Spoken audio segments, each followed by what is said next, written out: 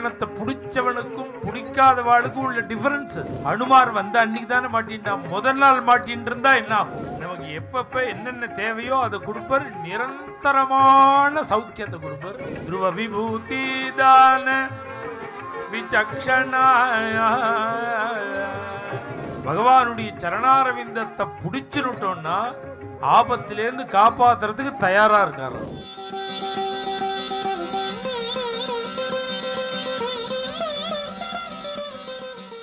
எல்லா தரங்கமுமே இப்படிதான் இருக்கும்.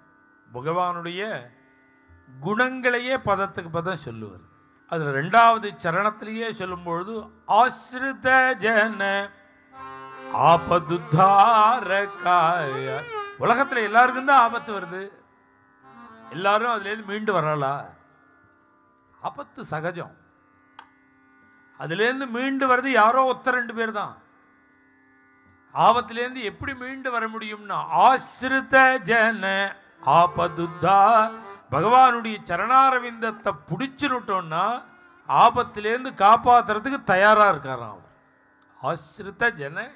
அது எல்லாருக்கும் பண்ண முடியாது. யாரு சரணத்தை பிடிக்கிறாளோ அவளுக்கு. சிரமம் எல்லாருக்கும் தான் வருது. ஏன் சீதைக்கு வரலையா?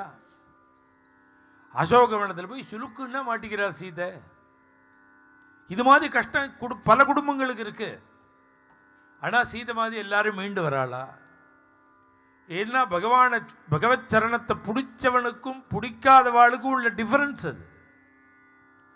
பகவான் என்ன பண்ணுவான்னு அவளை நம்பினா, பகவானை திருடமா நாம நம்பினோம்னா சிரமம் வரத்தான் வரும். யாருக்கும் கஷ்டம் வரத்தான் வரும். பகவான் என்ன பண்ணுவான்னா யார் இந்த கஷ்டத்திலே நம்மளை காப்பாற்ற போறாளோ அவளை தயாரா வச்சுட்டு அப்புறம் கஷ்டத்தை கொடுப்பணும். பகவான் கஷ்டம் வரா மாதிரி. உதாரணம் சீதை அசோகவனத்திலே சுலுக்க மாட்டின்றாளோன்னு. ஹனுமார் வந்த அன்னைக்கு தானே மாட்டின்டான். முதல் நாள் மாட்டின்னு இருந்தா என்ன ஆகும்? 2 நாள் முன்னாடி சுலுக்கு போட்டுண்டா என்ன ஆகும்? அந்த ராமபஜனம் பண்ணின பிரபாவம் ஹனுமாரை உட்காத்தி வச்சுட்டு அப்புறம் தான் சுலுக்கு போட்டுக்கிற மாதிரி வருது அவளுக்கு. அதான் காப்பாத்துறதுக்கு ஆளை தயார் பண்ணிட்டு தான் கஷ்டமே வரும். பகவானை நம்பினா ஆஸ்ரித ஜன ஆபதுத்தாரகாயா.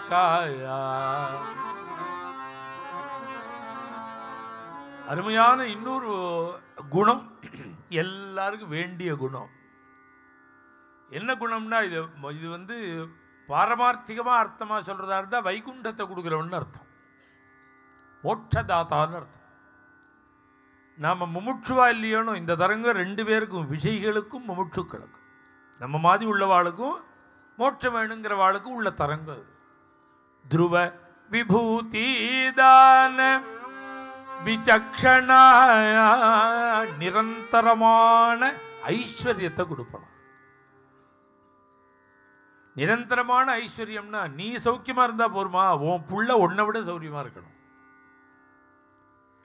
நீ போன வருஷம் சௌக்கியமா இருந்த மாதிரி இந்த வருஷம் இருக்கணும். இதை விட அடுத்த வருஷம் இருக்கணும். அதை விட அடுத்த வருஷம் இருக்கணும். நிரந்தரமான இன்கம் அது டெவலப் ஆகிட்டே இருக்கணும், இன்க்ரீஸ் ஆகும். துருவ விபூதி தான விசக்ஷ. இது யார் பண்ணுவான்னா பகவான் தான் பண்ணுவார். நமக்கு எப்பப்ப என்னென்ன தேவையோ அதை கொடுப்பார். நிரந்தரமான சௌக்கியத்தை கொடுப்பார். நிரந்தரமான ஐஸ்வர்யத்தை கொடுத்தது எத்தனை செலவழிச்சாலும் வந்துட்டே இருக்கும். துருவ விபூதி தான விசக்ஷண. நாம் சௌக்கியமா இருந்தா போறாது, பிள்ளையும் சௌக்கியமா இருக்கணும், பேரன் சௌக்கியமா இருக்கணும், பிள்ளையார் கொள்ளு பேரன் சௌக்கியமா இருக்கணும். இந்த குடும்பத்துக்கு வந்த ஐஸ்வர்யம் அப்படியே மகாலட்சுமி ஸ்திரவாசம் பண்ண தாயார். இது எப்பேற்பட்ட பிரார்த்தனை பாருங்க. இதெல்லாம் விட்டு திண்டாடுறா பாருங்க எல்லாரும். இந்த தரங்கங்கள்லாம் நம்ம சுவாமி சந்நிதியில டெய்லி நடக்கிற தரங்கம். நான் உங்களுக்கு சொல்றேன்னா கதையா சொல்ற விஷயம் சொல்ல மாட்டேன். எங்களோட லைஃப்ல என்ன இருக்கோ அதை தான் சொல்லுவோம். இது நம்ம பாண்டுறவங்கிட்ட தினம் இதெல்லாம் பிரார்த்தனை. பரமகருணையா பிரார்த்தனை, பூரை மமகாமம் பிரார்த்தனை. இந்த 6 தரங்கங்கள் இருக்கு. பிரார்த்தனா தரங்கம். அது மாறி மாறி மாறி மாறி தினம். மேலும் இது போன்ற சிறப்பான நிகழ்ச்சிகளை காண இப்போவே லைக் பண்ணுங்க, ஷேர் பண்ணுங்க, மறக்காம சப்ஸ்கிரைப் பண்ணுங்க.